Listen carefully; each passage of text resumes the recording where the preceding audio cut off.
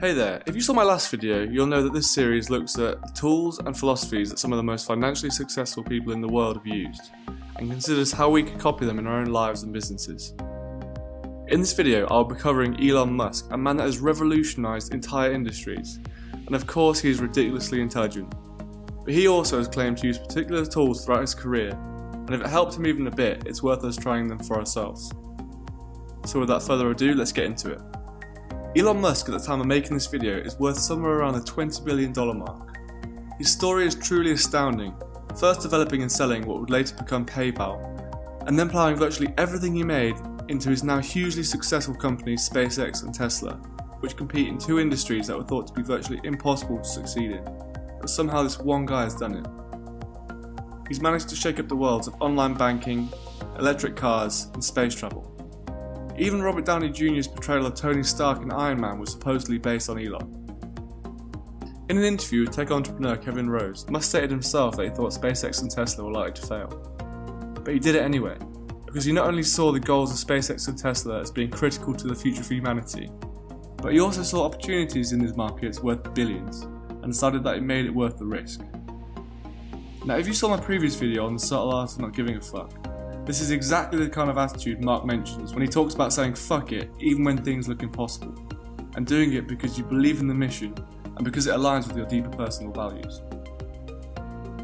Elon has stated that one of the strategies he uses to make big decisions is decision trees, and he's not alone in this, with the likes of Warren Buffett also claiming to use this procedure when making critical investment decisions.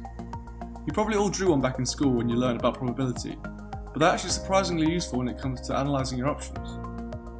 Decision trees are really useful when it comes to avoiding risks and big bets, because it forces you to consider every decision's likelihood and outcome to help you decide on the best route forward. So let's quickly run through how you create a decision tree. Now you can draw these or think about them however you like, but for this demonstration we'll represent decision nodes as squares, representing the decision that you need to make. Chance nodes will represent as circles. These represent the chance of something happening following one of the possible decisions. And finally, we'll represent end nodes as triangles, which show the predicted outcomes. So as an example, let's say you're a software developer and you don't know what your next project should be. You could make a game, you could build an app, or you could revamp an existing app you made. So we'll start with a square to represent the decision. You can then draw lines to represent each possible solution or action. So let's say making a game is going to cost us 70 grand.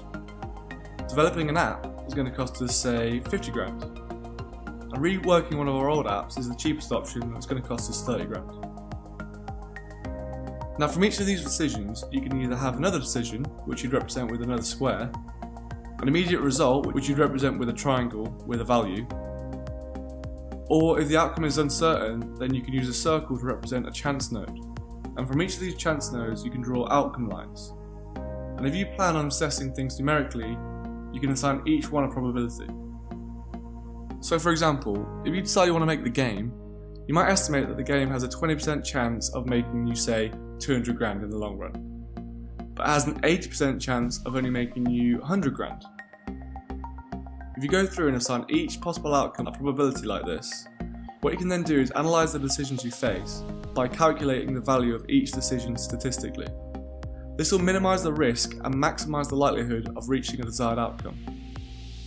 To do this, you simply multiply the outcomes by their probabilities, add them together and deduct the original cost of the decision. Now don't worry, these don't have to be super accurate to begin with. An educated or a conservative guess will be fine at this point to give you an idea, and then you can play with the numbers to see if you find any different results. This will give you a better feel for the risks involved. You can also use these to assess the likelihood of a single chain of events by following each line of the branches and multiplying the probabilities to get an overall likelihood that it will happen. In this way, the decision tree could be used like a typical tree diagram for mapping out probabilities, say flipping a coin for example. So using the decision tree, Musk's approach becomes much clearer. Financially, if Musk thought that SpaceX had a chance of becoming a $100 billion company, and he thought that chance of success was, say, 20%, then the value of that decision, statistically speaking, is $20 billion still. He could have instead just focused on a $1 billion company that had, say, an 80% chance of success. but in this case the expected return would only be $800 million statistically. So the next time you face a difficult decision that you think could be broken down like this, give it a go. It will give you a much clearer understanding of your options and the risks involved. I hope this made sense, and if you made it this far, thanks so much for watching. If you like this video, please give it a thumbs up and subscribe to support the channel. If you want to know more about Elon Musk and haven't already read it, I would highly recommend Ashley Vance's biography on Elon, as it provides a deep and fascinating insight into his life and his way of thinking. I'll leave a link to it in the description below. Thank you.